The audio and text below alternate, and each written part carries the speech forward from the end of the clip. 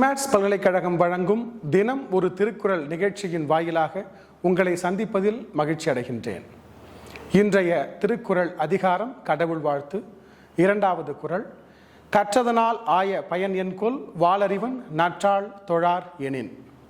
இந்த குறளில் திருவள்ளுவர் கல்வியையும் அறிவையும் இணைத்து பேசுகிறார்.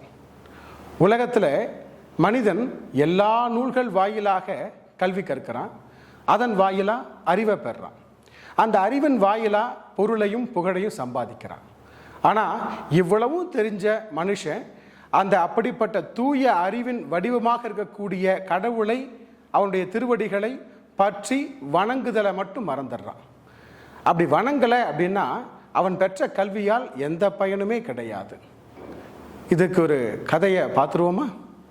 ஆமாம், நாரதர் என்கிற மிகச்சிறந்த மகா ஞானி முனிவர், அவர் என்ன செய்கிறாரு, தனக்கு எல்லா கலைகளும் தெரியும் அப்படின்ற ஒரு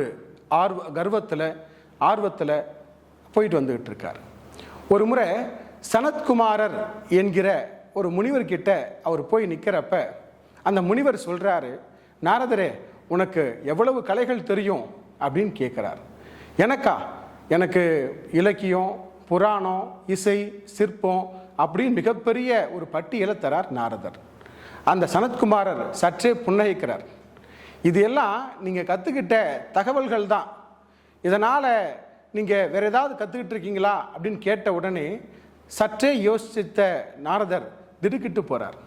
அடடா, நம்ம இவ்வளோ கலைகளை கற்றுக்கிட்டோம், ஆனால் அதற்குரிய தன்மையை, அறிவை கொடுத்த இறைவனை நாம் வணங்கவில்லை, அதனால் நமக்கு பணிவு ஏற்படவில்லை, அதனால் நமக்கு ஆத்ம ஞானம் ஏற்படவில்லை, ஆனால் நம்ம கர்வத்தோடு சுற்றிக்கிட்டு இருக்கோமே அப்படின்னு நினச்சி வருந்துறார்.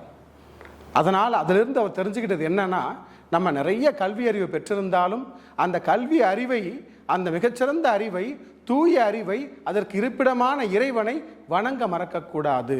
அதுதான் இந்த கதையின் வாயிலாக நம்ம தெரிஞ்சுக்கிறோம். இப்போ குறளுக்கு போயிடலாமா? கற்றதனால் ஆய பயன் என்கொல் வாளறிவன் நற்றாள் தொழார் எனின். மீண்டும் சந்திப்போம். நன்றி, வணக்கம்.